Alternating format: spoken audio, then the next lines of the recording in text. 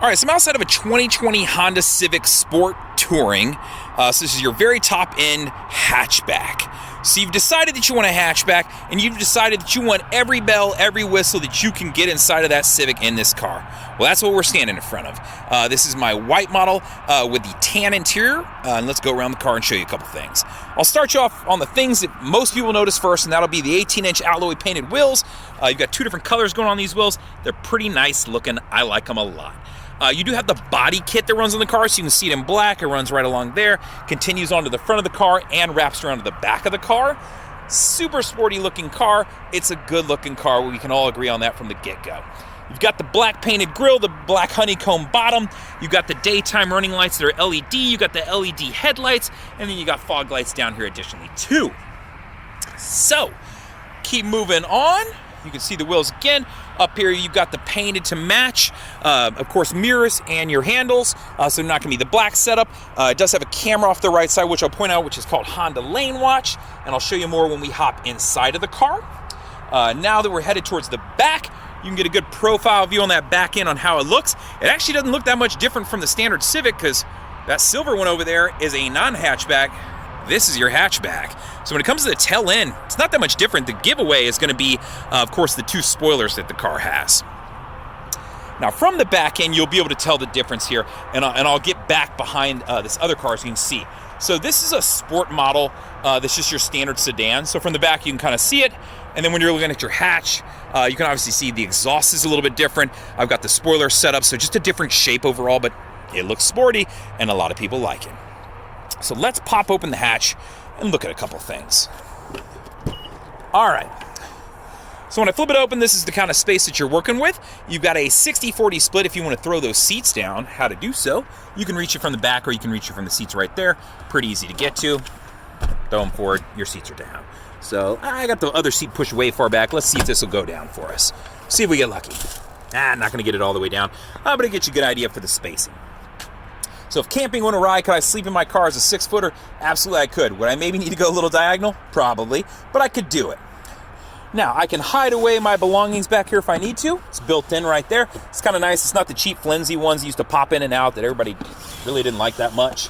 And then it does have the privacy hider up here, which is a better description of what I was just talking about. It's got clips that holds in, and it's already tinted back here, so I feel like it's a little bit overkill, but you have it if you need it, right? You can see that this has the trunk liner in it right here, and then below that trunk liner, I can get to my spare. So as far as my spare goes, my jack, my accessories, and then my wheel is under here. It is a full diameter spare, so it's not a donut. It's going to be full height, just not full width. So just something to keep in mind. You do have a windshield wiper blade on the back as opposed to the sedan. And then you saw, of course, I have the two spoilers set up and my fin back there as far as my antenna goes. I like the exhaust. It's not the HDMI exhaust that I really like, which you can find on like the Classic Sport, but it's a sportier looking car. It makes a lot of sense to me why they would do it on this car. So let's look in the back seat of this car, but first, let's talk about the gas cap. Gas cap is collected to your door locks. So by unlocking the door, I was able to unlock that without having to get in and pull the little plug deal. If I want to lock it, same thing, lock the doors. Now it doesn't open. One thing I'll point out is it's capless, so I don't have to mess with making sure that's on tight, because if it isn't, typically you'll set off a check engine light. This will handle all that for you. It's got a valve built in there that pushes back, so it'll always keep that closed and airtight. In the back seat of the car, let's flip those seats forward and we'll show you. This has a tan interior, which, I'll throw this light on. Yeah, there we go. We'll get some light in here. So I've got the tan interior, I've got the flip down center console with the cup holders. I've got the seat all the way back just because I wanted to show you how much spacing you have. I can fit behind myself as a 6-footer, but it'd be tight. If you're in the sedan, you're gonna get a little bit more space in there, so just something to keep in mind. This seat is a little bit moved forward, which I could sit closer forward, but I just pushed it back so you could see. You've got some tweeters in the doors over here, so I'll point that out. You can see I have tan along the doors, so this is going to be in the door panels. It'll always be black here, always be black here. One for glare, one for dirt. And of course, the floorboards are always a charcoal color too, to prevent any kind of dirt issues that I have. This car does have a remote start. To use it, I will press and hold the lock button for a second, and then press and hold the remote start button. That'll crank the car on. It'll throw the flashers on too to let me know that it just cranked up, and I can hear it if I don't see it. So it'll run for 10 minutes. After that 10 minutes, it will turn the car off unless I press that same sequence again, and then it would run for 20 minutes. So if I wanted to turn the car off, I could press the lock button and that remote start button, and it would turn the car off. So that's what I just did there. Car has what I call keyless entry, so I can walk up and just put my hand on the door handle and unlock the door. When I'm getting out, I can press this, lock it, and walk away. I don't have to press that if I have the walk away auto lock feature on, which I'll show you how to turn on here in just a minute. So when I'm hopping into the car, you can see I've got a 8-way powered seat over here. As far as adjusting the seat, I don't think I need to explain that too much. Over here, I've got my window controls, window locks, door locks, mirror controls. I mean, these haven't changed in years in almost every car. I don't think we need a lot of explanation there too. My hood release is right down here, so it's a trigger that I just pull towards me. Let's hop in the car and crank her up.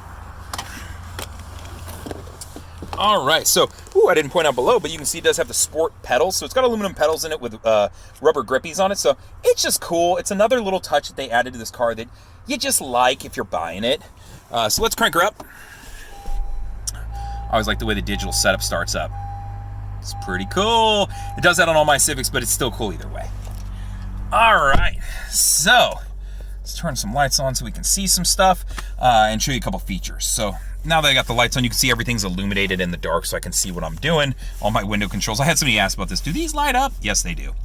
Now, first feature is a Honda sensing feature, which is my road departure mitigation system. What that is if I start to drift off the side of the road, it'll give me an audible alert and it'll shake the wheel. It'll be like, hey, wake up, pay attention, you're drifting off the road. So great for long road trips. Above that is collision mitigation braking. This is set up, it's always on and running unless I press and hold to turn it off. I'm pressing, I'm holding. Now it's off. So you can see it takes a minute for it to turn off. So you're not gonna accidentally bump this and turn it off. What that is if it's looking like I'm gonna rear in another car, first it'll give me an audible alert, then it's gonna be a visual alert, and then it's gonna start to apply the brakes to prevent the accident. Great for new drivers. I don't know why a new driver would be hopping behind this almost $30,000 car, but let's say your parents love you way more than mine did, maybe you end up in this car. Other safety features it's got. Vehicle stability assist. This works with your traction control. This is always on. Really no reason to turn this off either. It's set up to transfer power amongst the wheels depending on what kind of skid you go into to help correct that skid. Only time I can really think to turn this off would be if I was stuck in the mud, I was spinning my tires while somebody was pushing me out, I want them to keep spinning to try to grab, then I would maybe turn this off. Other Honda sensing features, since we talked about these two, over here on the steering wheel I've got a couple. So if the main button is on right here, then you'll see ACC and LKAS, which is what you're seeing up there. ACC stands for Adaptive Cruise Control. LKAS stands for Lane Keep Assist. Lane Keep Assist is this button right here. When I press this button, you'll see some dotted lines come on up there. What that is it's going to use a camera that is up in this box to detect lines down on the road. When I'm going over 45 miles an hour, it'll detect those. If I have this button on, these lines will fill in solid. Once they're filled in solid, if I start to drift to the left or the right, it will correct for me and pull to the left or the right to correct. If I have my blinker on, it's going to assume I mean to get over to the left or the right. It's not going to correct for me. So if you're the kind of person who does not use their blinkers, probably not going to like this feature or want it on. If you use your blinkers pretty regularly, it probably won't bother you. You can still use it. It's not going to overpower you or anything, but just keep that in mind. You're going to feel a little bit of tug when you're trying to go from your left to your right. It's subtle, but it's there. So that's Lane Keep Assist. Adaptive Cruise Control. So let's start off with, hey, Justin, I just want classic cruise control. How do I set that up? Well, if I press and hold this button, hey, cruise mode selected. Now I have a classic cruise control set up, meaning get up to my speed, press set, cancel, resume, plus minus to increase the speed, minus to decrease the speed. Classic cruise control. But if I want adaptive cruise control, press and hold that button again, ACC mode selected. So I flip back to that. The default is for ACC mode to be selected. Now the difference is I get up to my speed, I press set. From there, I can select the distance it will continue to keep between me and cars in front of me at all time. So if I select this, you see boxes appear. And it's going to use the camera up here and a radar down in the grill, which you can actually see in front of me in the car, which if I can zoom in a little bit, I'll show you.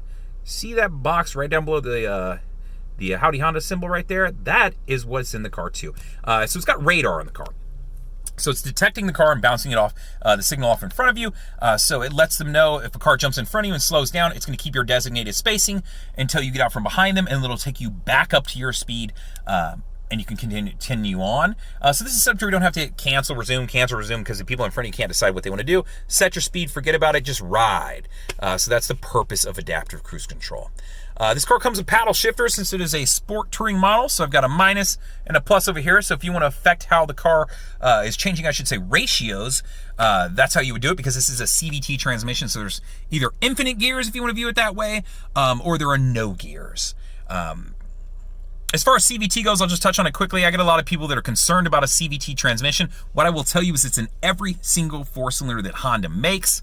If they can put it in that, including an Accord, then I'm going to go ahead and trust it. Honda's been making them since, I think, 2013. They landed in, I think, the Civic first and then made their way across all the models.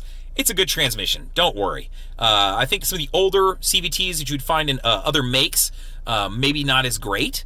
And this goes back a year. CVT's been around forever, but just something to keep in mind. You do have paddle shifters. That was a long story to get to a short point. On here, I've got my auto on-off headlights that I've set, and then I have my fog light controls that I can mess with right there. Now, the camera that I talked about earlier is off this stock. So that camera that's over off that right mirror over there, if I hit my right blinker on, it will fire that camera on. It's awesome because you can see the end of my car is this red line. Red to orange is a car length, and then orange to orange is a car length. This is designed for two reasons. One, you're in a hatchback, seeing out the back isn't that great, but if I had to look away from this and back over to see who is out my back window, by the time I turned back around, the car in front of me might have hit the brakes and I hit them. While we're doing that, this is my one knock on this car. Visibility out the back of this car is not fantastic. If you're used to hatchbacks, then no big deal. If you're not, you're probably not going to like this car as much. So just something to keep in mind. So that's where this camera comes into play. If I'm exiting the highway, I can fire this on, take a look when I'm starting to merge with traffic and see who's around me without having to look away from the road. Not only can I do it with the right blinker, but there's a button on the tip of the blinker stalk I can press and turn this on and off whenever I want. So if I'm going down the highway, I hear a motorcycle, hey, where'd that guy go? I don't see him. Boop, turn this on. Suddenly, oh, there he is. Now I didn't hit him, didn't kill him, didn't have to explain to his family, didn't have to talk to my insurance about how my rate just went up $6 million. So that is how that button works. Second camera in the car, because I always forget to show these. Your backup camera. I've got 3 different views on this camera. So I've got a wide angle, 170 degrees. So if I'm backing out of in between two big SUVs or trucks, help me see a little bit to my left and right. Got just a standard backup camera, and then one aimed straight down. So when I start getting close to stuff, I can see. So it'll cut with me as I cut the wheel. It's dynamic. And I can turn these guidelines on and off if I want. So it's just something to keep in mind. If you want them on, you want them off. Up to you. And then when I start to get close to that, I can switch over to this view and go, oh, that's where I'm at. So that way I know exactly how far to go so I don't take out some portion of my car. So that's your backup camera, and that's how it works. Touchscreen. So on here, I've got navigation built into this car. It comes with a Garmin setup, pretty easy to use. You can use voice command for all these features additionally too. Let's just view the map so you can kind of see. It's easy to use. You know, you pinch, you pull, you move stuff around. You want to search. Right now I can search, I can type in stuff. While I'm driving, it's only going to allow me to use the voice command button, which is right over here. So just something to keep in mind. Let's say you're like, you know, Justin, the Garmin Nav is great, but I prefer Google Maps, or I prefer Apple Maps, or I prefer Waze. Well, then why don't you just hop on over to smartphone connection, connect your phone up to the USB, which is right here. It runs through that hole back there and connects down below, if you can see in that dark area. I can use Apple CarPlay or Android Auto, connect up my phone, and have access to that in case you prefer that instead. Or if you're thinking, hey man, maybe I'll just buy a lower trim level, but I still want the nav feature, but it's only built into this one, well, that's a different way to accomplish that same feature. So just something to keep in mind. So smartphone connection, we just went over Apple CarPlay and Android Auto, gives you access to your navigation, your music, your messages, your media. So a lot of different apps that have functionality that transfer across. Not every app will come across here, so keep that in mind. You're not going to be pulling up Facebook and browsing around. So just something to keep in mind. But you can use Siri, and I will say the Googs, because if I say that word, it's probably going to access it on my phone via the voice command button here. So Siri, send a message to this person. Siri, call this person. Siri, anything you ask Siri to do, you can ask the car to do also. Other things we can show you. Bluetooth as far as connecting to your phone. If you've never connected up a phone, press yes, you'd like to connect a phone, add Bluetooth device, and then search for your phone. If this is your secondary, third phone, maybe it's your burner phone, maybe it's your friend's phone, maybe it's your sister, your brother, your dogs, or your significant other. I want to add additional phone. I go to settings. From there, I will go to Bluetooth and Wi-Fi. Once I get there, Bluetooth device list, and then I want to add something to this list. You can see somebody previously added an iPhone to this car, and now to have 5 other options. So I have 6 total that I can add. Same thing when you tap that, it looks the same. and you can start searching for it once you have your Bluetooth on and you're ready. So that's how you add phones. Under settings, a couple things that I like to point out. Under vehicle over here, so it's going to be related to your door locks. Door and window setup right here. This is where I can access my door locks. So car setup, when I hit 10 miles an hour to automatically lock the doors. I can change this to some different options. When I'm getting out of the car, it is set up to where when I open the door, my driver's side door, the rest of the doors unlock. I can change those options right here. So these are the most commonly changed features, so I just like to go over them. Then if I scroll all the way down, walk away auto lock. This is what I was talking about earlier. If I turn this feature on, I can get out of the car, have my key with me. The minute I get 10 feet from the car, it automatically locks the door. So if you're ever like one of those people, you get halfway to the grocery store, you head into your apartment, and you had to walk up 4 sets of stairs because you got to live in an apartment because you spent so much money buying your brand new Civic that you're like, dang, I got to walk all the way back downstairs to check to make sure the door's locked. Mind you could use the fob. This is just a nice feature to have because you don't have to worry about that. The minute the key gets 10 feet from the car, it locks the door. So that's the walkaway lock feature. I like it. I go into the grocery store. I can't remember. My laptop's in the car. I want to make sure that it's protected. I won't be able to focus there until I make sure it's taken care of. So those are some features. There's some other features that you can get to in the door and window setup and under your vehicle settings. So if you want to play with lighting setups and different things, know that you have this access right here. All right, audio. I'll show you your different options, but I won't dive into this too deep. If I touch the source button up here, it's going to pull up all the different options. So FM, AM, you come with 90 days of satellite radio for free. And then after that, it'd be up to you if you want to continue it. You've got USBs that you can plug into, whether it be a thumb drive to listen to music, a thumb drive to access and pull up imagery if you wanted to change the background, whether it be the background you see here, or if you wanted to change the background under your info, because maybe you just like a classic setup with a clock and wallpaper, I could put an image there too. So there's a lot of customization you can play with this. It's kind of cool. It's a lot cooler than a lot of the other cars because not all of them offer the same customization, but I think they knew they were aimed at a little bit younger crowd that's a little bit more tech savvy. So audio-wise, I think I touched on all of that. As far as your sources go, related to USB, Bluetooth, Pandora compatible, that sort of thing. Now jumping down, info button, this is where I can access my trip info. If I want to pull that up, it's the same info I have over here right now, but maybe I want to present it here on the wrong, I don't know. It's up to you wherever you want to present that info. I'm going to back out of that, and then I will touch it again. And that clock and wallpaper that we were talking about, if you want to customize this, go to clock and wallpaper settings. From here, select the top one. Next. And then plug my thumb drive in. Has to be a thumb drive. Can't use your phone because it can't search through folders. Keep that in mind. And then hit add new. That's the reasoning. A lot of people ask me, hey, why won't this work off my phone? It doesn't recognize and know how to search through folders. This isn't set up like a typical computer. So it just has to be a thumb drive where it's one folder with a bunch of pictures in it or whatever the media is that it can pull and search from. So that's how it does that. Dimension-wise, I never remember the answer, but I know that it will change the image if it's a little too big or a little too wide. It just can't be a massive image. But if you need the dimensions, let me know. I'll find them for you because I've done this before. Honda Link allows you to access different settings that would typically be subscription-based, but you do get free trials. So if you're getting top-end models, you usually get access to like being able to start the car from your phone, being able to lock and unlock the doors from your phone, and then all of the trim levels offer the ability when you connect up your first phone or any phone, it'll prompt you and say, would you like to enable Honda Link? And what it's going to, there's an explanation under it that's going to tell you in the event that you get in an accident, the airbags deploy, assuming you may be unconscious, it can call 911 for you. So first Honda would try to call you. They would call down through the car. If you don't answer, then it would call 911 and send somebody out to find you via GPS. So it's just a really great safety feature. I can't see a reason to not have this feature on, but teach their own. You can have it on or off. 100% free though. Take advantage of it. Appless is just going to have like I think a widget and a calculator. Yeah, there's not much here. App installer, don't get excited. They have it set up and blocked. You can't put APK files and drop them in. In Europe, I believe you can. Maybe Canada, but not in the US, because if they did, all of us would have this crazy customized. I've tried a million different ways. I haven't figured it out yet. Maybe somebody has cracked it, but I think you have to basically crack your head unit like you would a phone if you really want to mess with all this stuff, which I wouldn't recommend because it's probably going to void your warranty. AC controls are down here. I can either do them from the touchscreen up here, or I can do them from the buttons. So 2 different ways to do the same thing. Heated seats, I've got them right there. So if I want to control that, I can absolutely do so. My shifter knob, pretty self-explanatory there. brake hold button.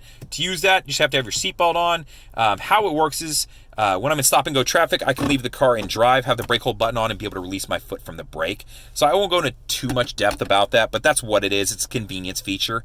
The one caveat to it is you have to have your seatbelt on to use this. So if you're at a drive-through or an ATM, this feature isn't going to work very well because most people will take their seatbelt off to reach out the window to grab their money or their food. If you do so, there is a safety feature built in. It'll just throw the car's emergency brake on, so it won't let you roll in front of the car, roll into the car in front of you.